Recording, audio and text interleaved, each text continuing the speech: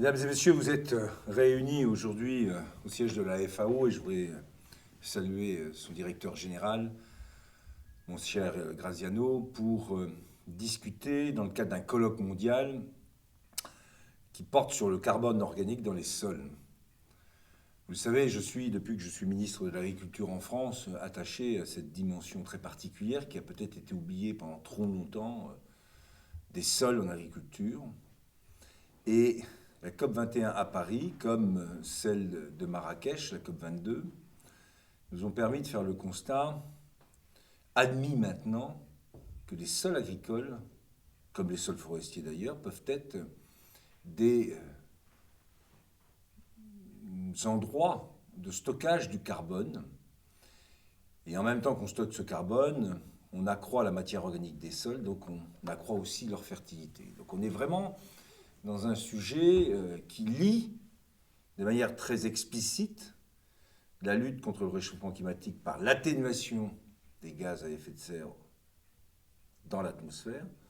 et en même temps par la possibilité, via la photosynthèse,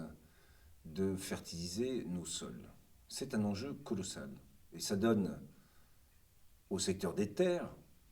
à la forêt et à l'agriculture une place très particulière dans l'enjeu de la lutte contre le réchauffement climatique. Donc je voudrais vraiment me féliciter de ce colloque, féliciter de la collaboration qui a été la nôtre avec la FAO et surtout me féliciter du fait qu'à l'occasion de ce colloque, l'ensemble des partenaires, que ce soit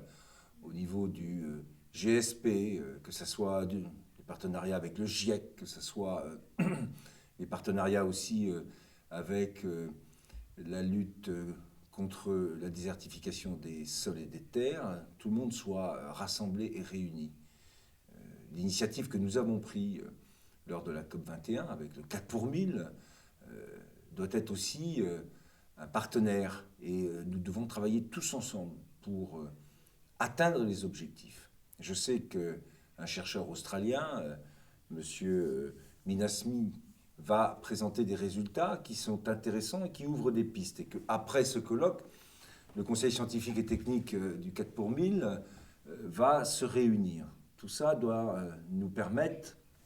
au-delà de la question des cartographies, de bien valider scientifiquement l'hypothèse de base qui a été posée par rapport à cet enjeu. Je voudrais, au nom du président Mayaki, pour le 4 pour 1000, vous redire à tous et à toutes le soin que nous apportons à participer, avec notre secrétaire général qui est là, et les scientifiques du Conseil scientifique et technique, à participer à toutes ces réunions à l'échelle internationale, car après les accords de Paris, la mise en œuvre de l'accord de Marrakech, la mise en place de notre projet 4 pour 1000, nous devons passer de plus en plus vite à la pratique. Et ça nécessite une collaboration très forte entre les chercheurs, les hommes et les femmes publics et les décideurs politiques pour pouvoir repérer, valoriser, diffuser tous les projets partout dans le monde qui seront susceptibles de répondre à l'objectif que j'évoquais. Donc pour toutes ces raisons, je voudrais encore remercier la FAO qui va nous offrir d'ailleurs et nous ouvrir ses locaux et saluer ce colloque et dire à tous les chercheurs qui sont réunis, à tous ceux qui vont y participer, le soutien total que je peux apporter au nom de la France et que nous apportons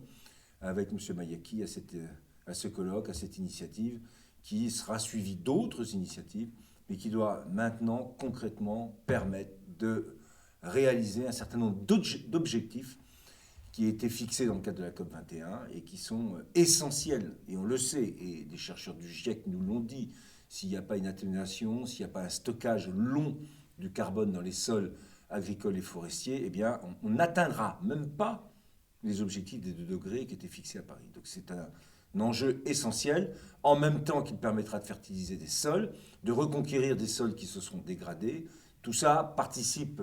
à une ambition collective, et c'est parce que cette ambition, elle est collective, elle porte l'intérêt général de la planète et de l'humanité, que je voudrais vous dire à tous et à toutes tout mon soutien, tout mon accompagnement, et surtout, j'en suis sûr, ces 2 ou 3 journées de travail seront des journées fructueuses pour l'avenir. Merci à tous.